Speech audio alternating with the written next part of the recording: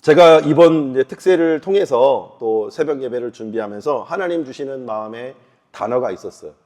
그것이 뭐였냐면 갈급함이었어요. 갈급함이 뭡니까? 우리 안에 뭔가 간절히 바라는 마음, 그죠? 또 바꿔 말하면 쉽게 목마름이라고 할 수 있거든요. 목마름, 타는 듯한 목마름. 지금도 제가 목마른데 목이 마르면 이렇게 물을 한 잔을 쫙 마셔주면 목이 이렇게 부드러워지면서 또 목이 이게 칼칼했던 부분이 쫙 내려가잖아요. 해가람을 얻는 거죠. 이제 타는 듯한 목마름, 갈급함, 육신의 배고픔, 육신의 목마름이 있을 때는 우리가 막 허겁지겁 물도 찾고 또 허겁지겁 음식도 찾아요. 그렇죠?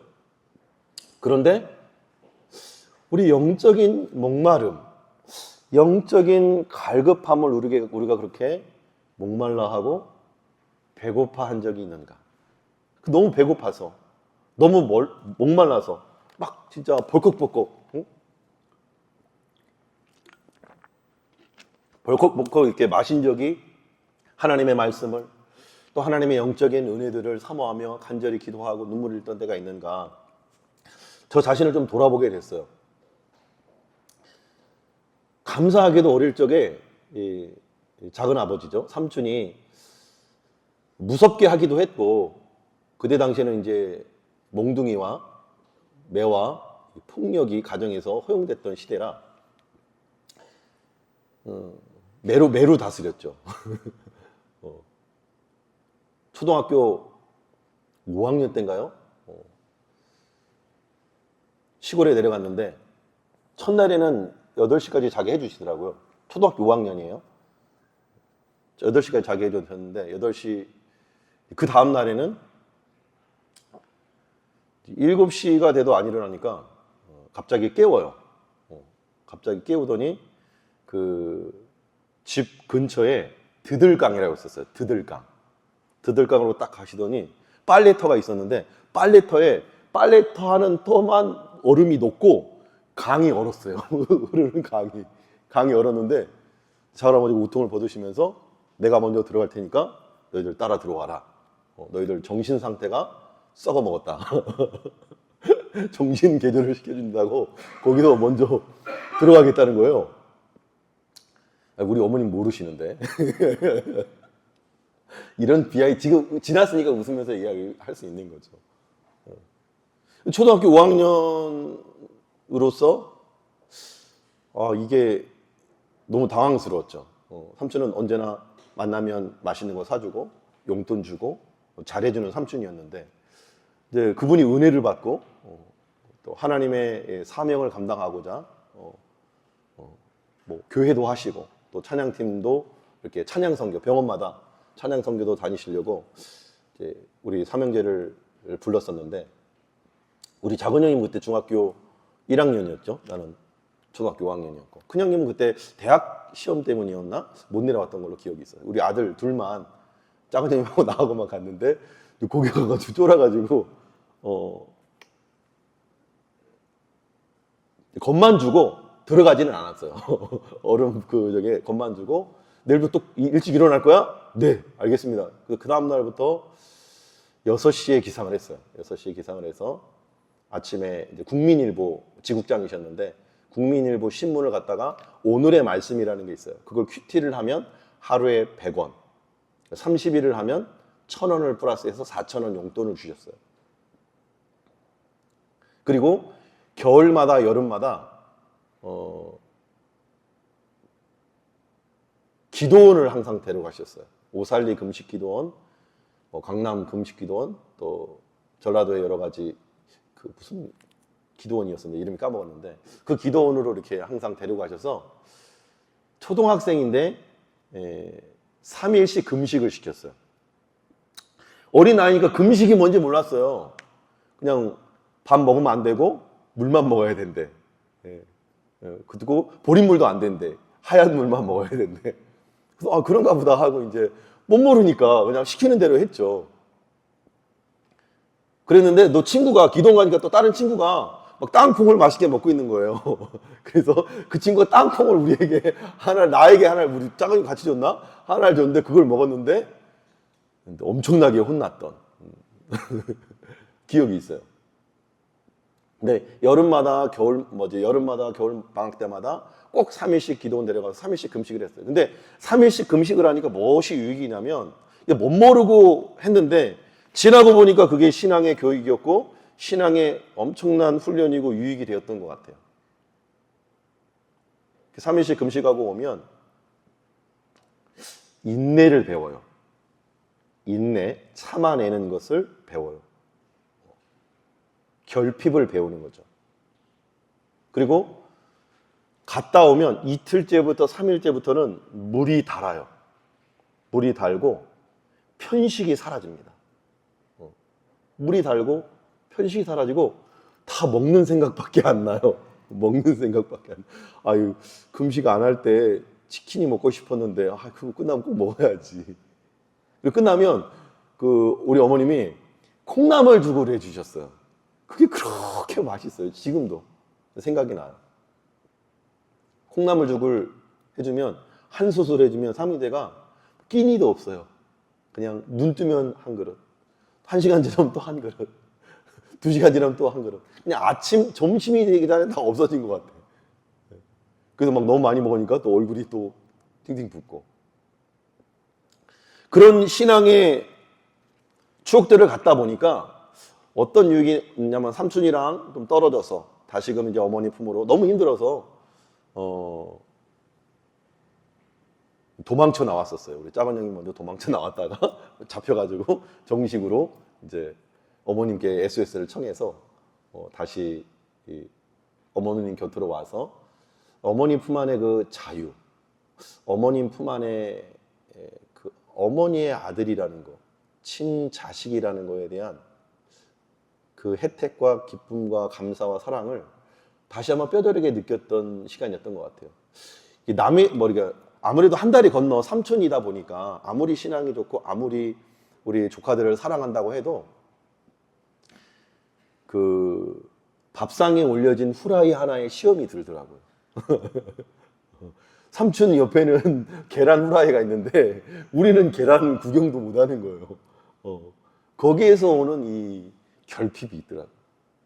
엄마가 있었을 때 좋았는데 엄마가 구박하고 그러신 분이 아닌데 가끔 이렇게 구박하고 혼내더라도 그 구박과 그 은혜가 더 큰 사랑으로 다가오는 것 같아요. 그래서 우리가 늘 말씀드린 대로 우리가 하나님의 자녀가 되고 하나님의 백성이 된다는 거.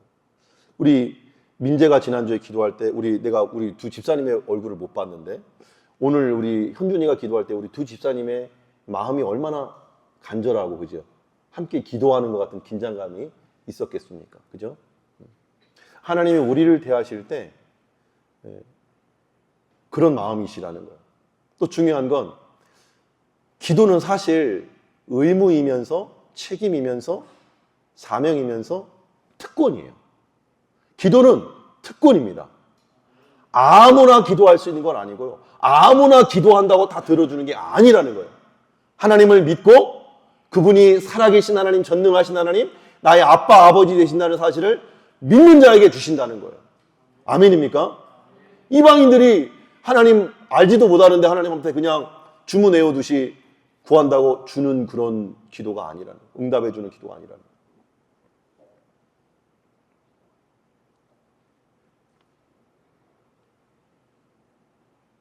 부모님이 아무리 부자여도 지나가는 아이가 여기 교회 앞을 지나가는 아이가 저를 딱 보더니 아저씨 저 고기 사 먹게 5만 원만 주세요. 그러면 당황스럽겠죠. 근데 우리 딸이 아빠 나 고기 먹고 싶어. 나 친구들과 뭐 고기 먹으러 가고 싶어. 얼마가 필요해. 그럼 합당하다면 기꺼이 아낌없이 주겠죠. 그런데 전혀 생파 모르는 애가 나한테 무언가를 구할 때는 망설여지게 되는 거죠. 그죠?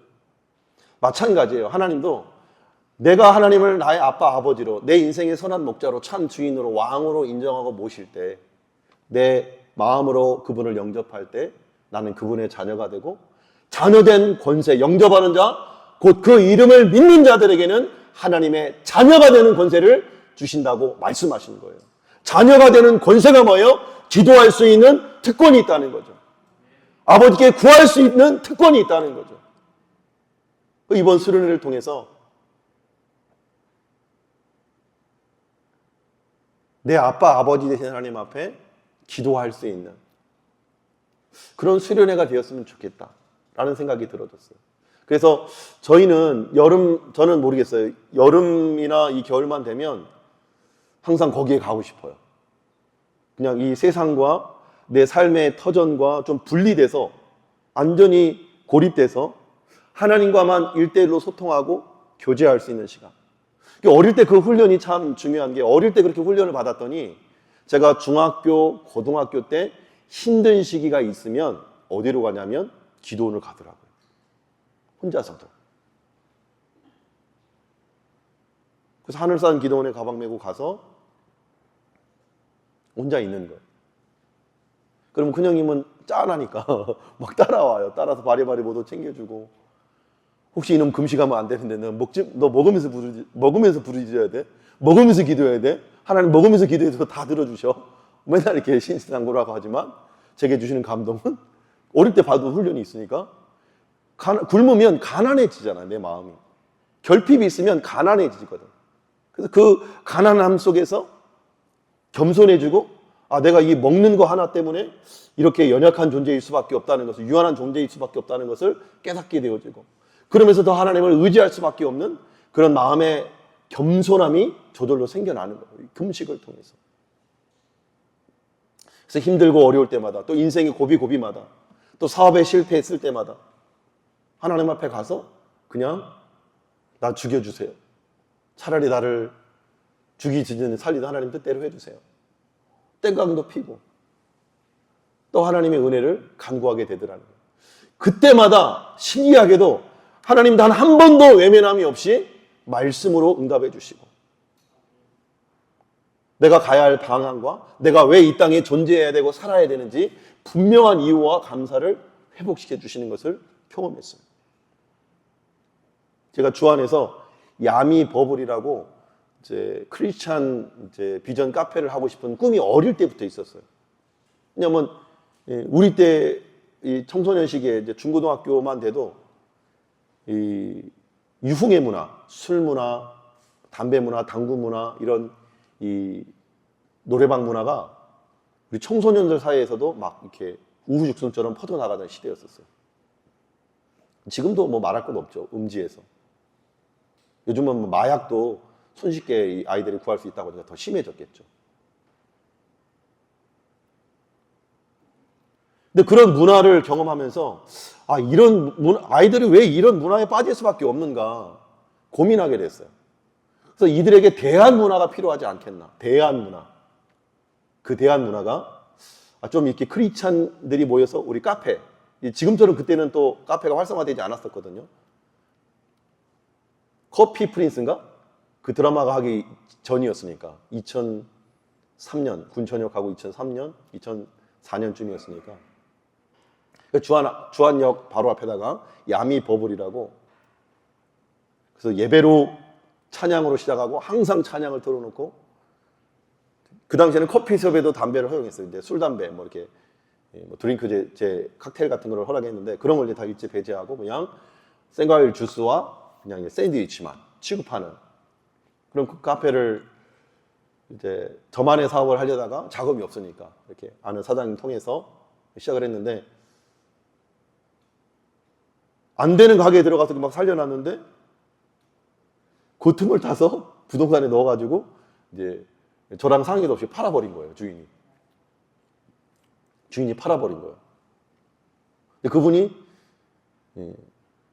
주안에 있는 교회의 안수 집사님이었어요. 부인은 권사님이었고. 제가 청년의 마음으로 크리스찬 비전 타운이라는 비전을 가지고 시작한 그 사업에서 그런 이제 상처를 받으니까 죽고 싶은 마음밖에 안 들더라고요. 죽이고 싶은 마음도 막 생기고 분노가 막 일어나는 거예요.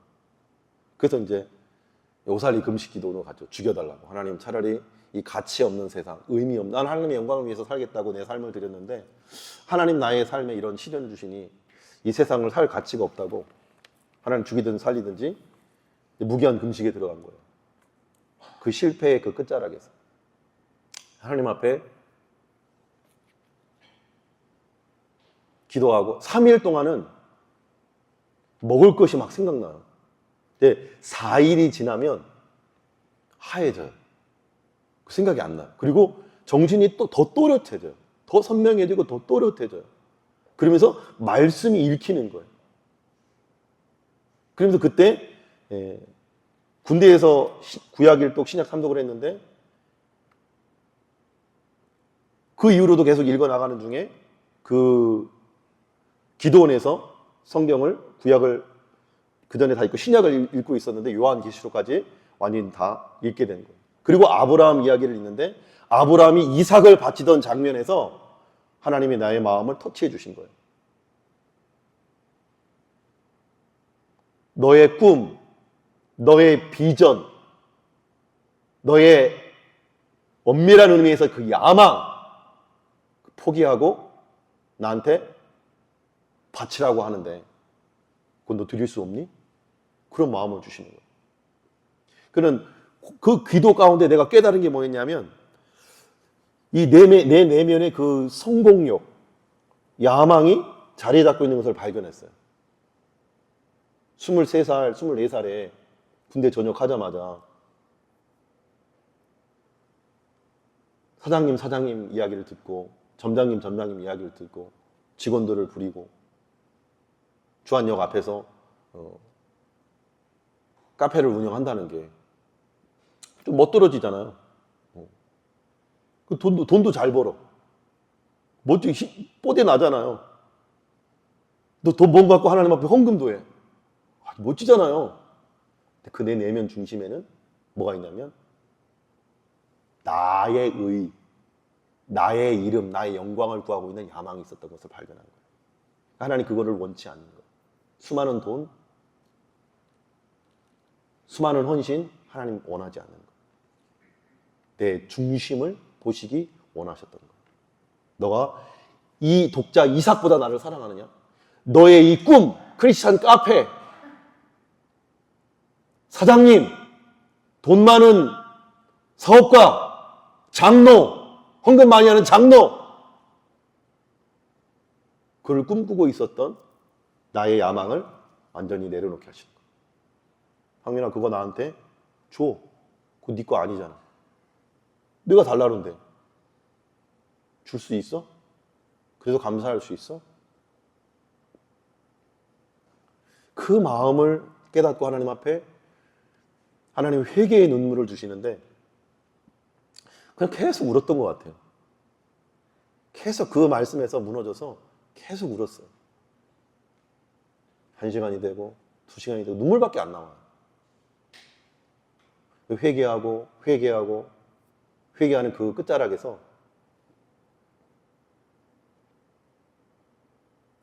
내 존재의 이유와 사명이 무엇인지를 다시 한번 일깨워 주시는 거예요. 그러면서 그 다음날 새벽에 하나님이 야곱을 부르시는 음성으로 꿈속에서 밤을 샜어요. 밤을 새서 이제 성경을 읽고 계시록을 읽고 이제 창세기를 읽고 그 와중에 하나님이 1시간 딱 잤나? 1시간 딱 잤나? 근데 그 꿈속에서 하나님이 세미한 음성으로 부르시는데 사랑하는 야곱아를 부르는 음성으로 사랑하는 상윤아라고 3번 저를 부르시는 거예요. 그래서 그 음성에 반응해서 딱 눈을 떴더니 독수리같이 날개를 펴며 이렇게 이제 기도원에서 찬양을 시작하는 거예요. 새벽 예배 드린다고. 그때부터도 계속 울었어요. 한 6시간을 울었나? 그냥 일부 예배 드리고, 새벽 예배 드리고, 일부 예배 드리고, 이제 11시를 이제 그 당시 조영기 목사님이죠. 조영기 목사님 영상으로 예배를 드는데 그냥 눈물이 났어요.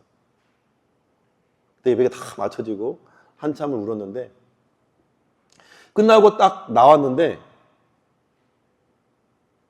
그냥 한 걸음이 감사한 거예요. 한 걸음이 감사한 거예요. 지금도 그때의 감격이 지금 갑자기 확 올라오는데, 그냥 한 걸음이 하나님 감사합니다. 내가 살아있다는 게 감사하고요. 그때가 7일 차였어. 7일 차. 금식 7일 차였는데 마음은 엄청 가난해져 있고, 그 마음은 그냥 한 걸음이 감사했어요. 그리고 이제 은혜 받은 이제 집사님 권사님들이 말하잖아요. 산천초목이 하나님을 찬양한다고. 내 어린 나이에 뭐라고 했냐면, 산천초목이 흔들리는 거지 어떻게 하나님을 찬양하는 겁니까? 그렇게 따져 물었던 사람이었거든요. 근데 산천초목이 하나님을 찬양하는 것처럼 보여지더라고요. 제 영안이 열려지고 마음이 열려지고 심령이 깨끗해지니까 그 하나님이 보이기 시작하는 거예요.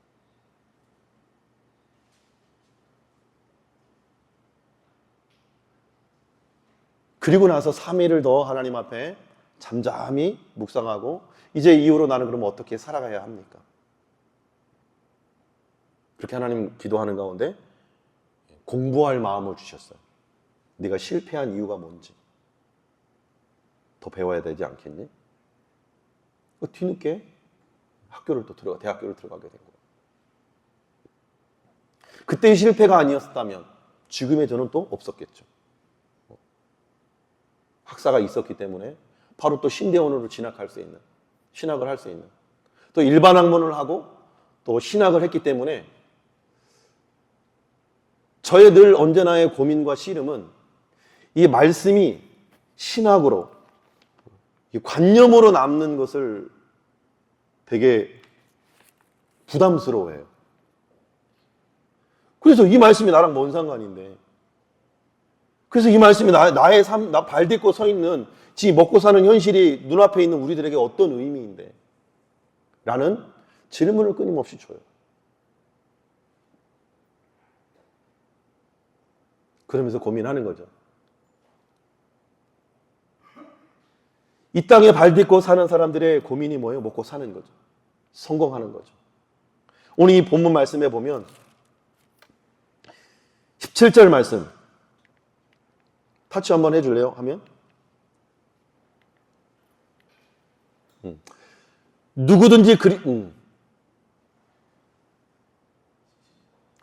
17절 그러므로 내가 이것을 말하여 주 안에서 증언하노니 이제부터 너희는 이방인이 그 마음에 허망한 것으로 행함같이 행하지 말라. 허망한 것이 뭐예요? 육신의 정욕과 안목의 정욕과 이생의 자랑으로 살아가는 모든 것. 그냥 육신적인 눈으로 이 땅에서만 잘 먹고 잘 살려고 하는 모든 수고와 노력을 말하는 거예요. 영혼을 잊은 채, 죽음 너머의 삶은 잊은 채 그냥 이 땅에서의 발 딛고 있는 현실만을 추구하는 삶을 말해요. 얼마 전에 우리 사고 났잖아요. 그죠? 성공했는데, 승진했는데, 끝. 뭐 상도 받았는데, 끝. 얼마나 허망해. 그죠? 누구도 상상 못했고, 누구도 그런 일이 벌어질 거라고, 내게 벌어질 거라고는 상상을 못했어요. 그 직전에 횡단보도를 피해서 건넜던 생명을 건진 자. 그분의 마음들은 어떨까요? 그 현장에서 그 주변에 엊그젠가 누구를 만났는데 자기 아는 분이 그 옆에 현장에 있었다는 거예요. 우리 그 스쿨 성경 생터 사역원 그 스타 담임 선생님 중에 한 분이 자기 아는 분이 거기 옆에 현장에 있었다는 거예요.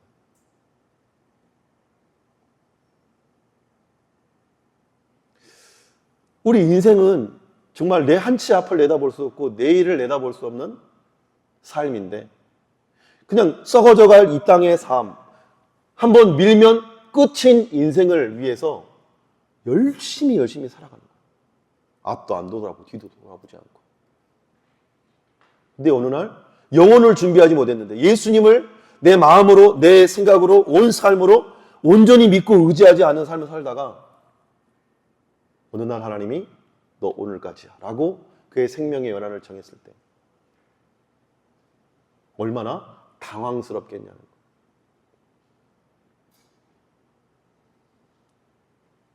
그래서 사도 바울은 권면하는 거예요. 너희들이 이미 예수님을 믿었다고는 하지만 여전히 이방인이 그 마음에 허망한 것을 쫓아 육신의 것만을, 육신의 정욕과 안목의 정욕과 이생의 자랑을 따라서 육신의 성공과 육신의 쾌락을 쫓아서 육신의 편안함과 안일함과 성공만을 추구하는 이 땅의 무신론적 그리스도인들에게 권면하고 있는 거예요. 18절도 한번 읽어보겠습니다. 시작. 그들이 총명이 어두워지고 그들 가운데 있는 무지함과 그들의 마음이 굳어짐으로 말미암아 하나님의 생명에서 떠나 있도다. 그들이 감각 없는 자가 되어 자신을 방탕에 방임하여 모든 더러운 것을 욕심으로 행하되. 총명이 어두워졌다. 이 말은 영적으로 둔감해졌다는 거예요. 영적인 분별력. 영적인 것을 전혀 의식하지 않는 사람 말하는 거예요. 그래서 그 마음이 딱딱해진 거예요. 딱딱해져. 어떤 말씀, 어떤 이론도 들어오지 않아요.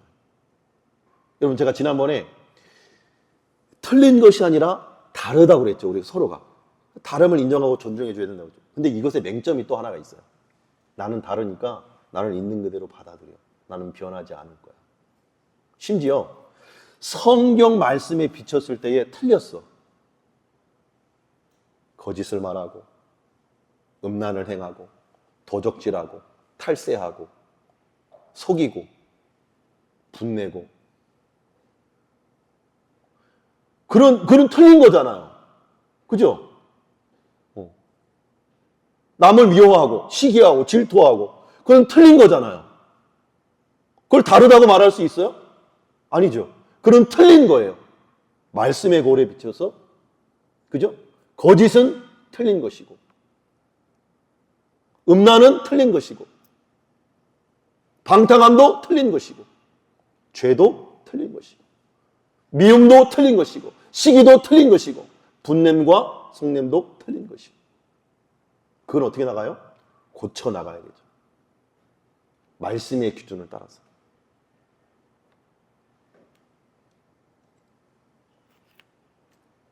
그러나 많은 그리스도인들이 감각 없는 사람들, 그 마음이 딱딱하게 굳어져가지고 이 땅의 이성과 합리주의적인 사상 때문에 하나님의 말씀의 기준이 되지 못하고 절대 기준, 절대 권위를 인정하지 못하고 생명에서 떠나 있다는 거예요. 그래서 감각 없는 자가 되어서 자신을 방탕에 방임한다는 거예요. 여러분, 우리가 지금 교회 나와서 거룩하게 예배하고 있지만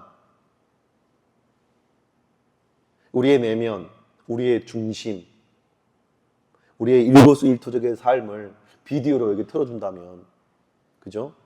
우리의 잘못, 우리의 허물을 다 보여준다면, 아니 우리의 마음과 생각을 여기에 다 글로써 표현해준다면 하나님 앞에 설 수 있는 사람은 단 한 사람도 없을 거예요. 제가 지난 여름 한 달 보름 일할 때 술 먹고 완전히 너가웃이 돼가지고 근데 차를 탔는데 이 십자가가 딱 걸려있어요. 십자가 걸려있어요. 자기 어머님이 권사님이래. 그럼 하는 얘기가 자기는 한 달에 30만 원씩 어머니 교회에 후원을 하고 있대. 그거를 자기 의로 여기고 헌금 조금 하는 걸로 자기 의로 여기고 있는 거예요. 그 헌금으로 절대 천국 못 가요. 예수님을 진짜 믿는 믿음으로 살아내는 거룩한 하나님의 백성만 천국을 가는 거예요. 그런 사람들이 한두 명이 아니야. 어떤 분들은 전화해요. 와이프한테 거짓말해요. 아유, 사업체랑 거래하느라고 이야기가 길어졌다고. 어디 앞인 줄 아세요? 노래방, 도우미가 있는 노래방 앞이에요. 여러분, 남편이 전화를 안 받거든 의심해 보시기 바랍니다. 5분 있다 오거든 의심해 보시기 바랍니다. 근데 이게 너무 이 음란의 이 영이 지금 너무 만연해 있어요. 초기 기독교 우리가 가난하고 궁핍하고 핍박이 있고 일제 치하에서, 중국이 그렇잖아요. 중국이 여전히 핍박이 있으니까 그들은 목숨 걸고 하나님을 예배하고 목숨 걸고 하나님을 신앙하지만 편안하고 안일하고 잘 살고 구하게 되면, 이스라엘 역사가 구약이 다 그랬잖아요. 편안하고 안일하고 잘 살고 하나님 복 주시면 그냥 방탕하고 금송아지 만나서 하나님이라고 절하고, 말도 안 되는 그 이방 신들을 섬기기 위해서 신전 창녀를 만들고, 그렇게 창기와 신전 창녀와 뭐 성관계를 맺으면 하늘에서 비를 내린다고, 어처구니 없는 그런 악행을 저질렀으니 하나님이 심판할 수밖에 없는 거죠. 여러분, 노아 홍수 안 믿는 이방인들 때문에 온 것이 아니고요, 믿는 하나님의 백성들이 안 믿는 이방 백성들과 똑같이 섞여 살았기 때문에 하나님의 심판이 임한 거예요. 이스라엘 백성이 그냥 망한 게 아니에요. 이방 백성들과 섞였기 때문에 심판을 당하고 멸망을 당한 거예요. 오늘날 그리스도인도 마찬가지예요. 차든지 덥든지 우리의 색깔을 분명히 해야 돼요. 오히려 하나님을 떠나 있는 이방인들은 자기 멋대로 이 땅이라도 즐기면서 살다가 영원한 지옥에 빠지지만, 그냥 교회에 발 담그고 한 발 담그고 세상에 발 담궈서 교회에서 거룩하게 예배하다가 내 마음대로 내 뜻대로 살다가는, 그죠? 얼마나 아까운 인생이야. 이 땅에서도 낭비하는 인생, 죽어서도 지옥 가는 인생. 얼마나 불쌍해. 그보다 미련한 게 없죠. 차라리 이방인처럼 이 땅에서라도 즐기고 가는 게 훨씬 나을 수 있겠죠. 그러면서 20절, 21절 읽어보겠습니다. 시작. 오직 너희는 그리스도를 그같이 배우지 아니하였느니라. 진리가 예수 안에 있는 것 같이 너희가 참으로 그에게서 듣고 또한 그 안에서 가르침을 받았을진데. 우리가 배우고 듣고 읽고 묵상하고 우리가 지금 공부하고 있는 하나님의 말씀들을 그렇게 말하고 있지 않아요. 한 번 구원은 영원한 구원이다. 맞아요. 그러나 동시에 두렵고 떨림으로 너의 구원을 이루라고도 말씀합니다. 행함이 없는 믿음은 죽은 믿음이라고 했고, 너희 믿음을 보여주라고 권면했습니다. 우리가 이 두 균형을 잃으면 안 되는 거예요. 주님 오시는 그날까지. 그래서 우리 마지막 22절부터 우리 23절 한번 읽어보겠습니다. 시작. 너희는 유혹의 욕심을 따라 썩어져가는 구습을 따르는 옛사람을 벗어버리고 오직 너희의 심령이 새롭게 되어 하나님을 따라 의와 진리의 거룩함으로 지으심을 받은 새 사람을 입으라. 먼저 우리가 하나님의 거룩한 옷으로 갈아입기 위해서는 썩어져가는 구습, 옛사람을 벗어버려야 되는 거예요. 옛날에 세상 것을 사랑했다면 사랑하던 세상 것을 끊어버려야 되는 거예요.